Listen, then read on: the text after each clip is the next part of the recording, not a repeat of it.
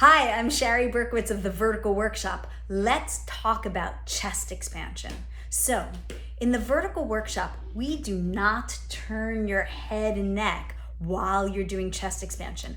I know, that's not what I was taught and not what you were taught. We were taught to turn your head and neck. Why? We were taught that when you press, you either want to check to make sure there's no tension in your neck, or you're looking to stretch your neck. And as a biomechanist, I disagree with both of those things. And I'm not the only one who disagrees with it. Other biomechanists and physiologists agree with the same thing with me.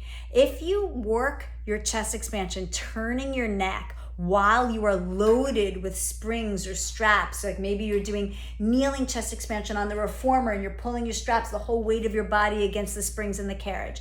You're doing kneeling on the Cadillac, you're standing with the rollback bar or with the arm springs, I'm gonna encourage you to not turn your neck.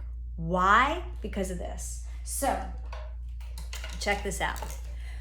Your neck, your cervical spine, and your thoracic spine are obviously intimately connected.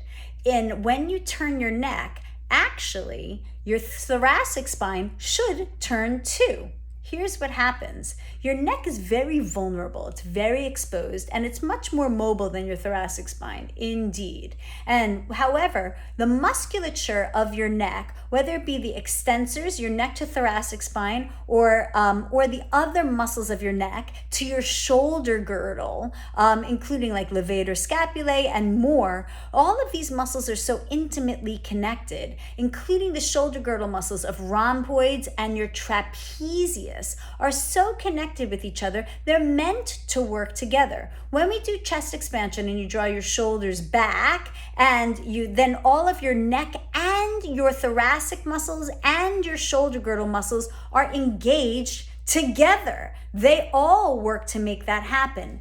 If you lock down your thoracic spine and turn your neck, turn your cervical spine, you will be overstretching the tissues of your cervical spine. Why is that a problem? It's a problem because that destabilizes your neck. Whenever we actually stretch, which then is really overstretching any tissues, well, it destabilizes. They become looser and they can't retain their tension, their appropriate healthy tensegrity. And so that destabilization can cause pinched nerves, it can cause pain in your neck, it could cause headaches, it can cause brain fog, it can cause migraines, it can cause lots of issues. And so with that, that's one issue.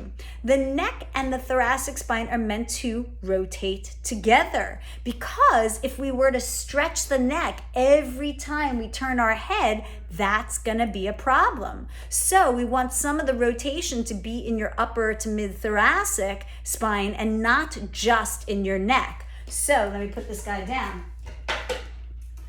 When you do chest expansion, only turn your neck, you could end up with pain in your neck, as I shared, but you could also have pain in your upper to mid thoracic spine because those muscles are holding on to your thoracic spine because they're the chest expansion muscles as well. And so with that, the stabilization and the action of it all, when you turn your head, those muscles actually also want to make you turn your spine, but your thoracic spine, but you're demanding not to turn your thoracic spine, and then that's going to cause, again, muscle spasms, problems, shear forces, which is degrading to the joint, or it could cause shear force degradation in your upper thoracic spine and even into your neck.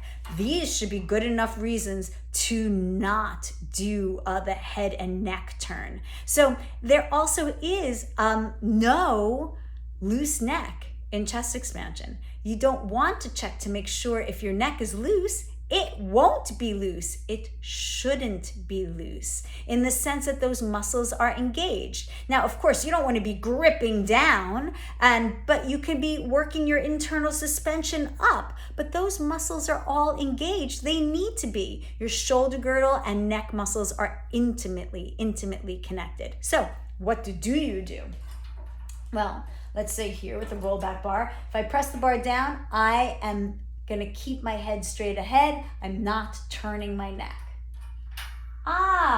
I can work my shoulder girdle, my torso, I can work my internal suspension, but I won't be turning my neck. The same thing if I work my arm springs, and I'm gonna reach my arms behind my body. Now even more so, the rhomboids are gonna work even more to pull my shoulder blades together because I gotta get the socket of my scapula back to accept the movement of my arm back.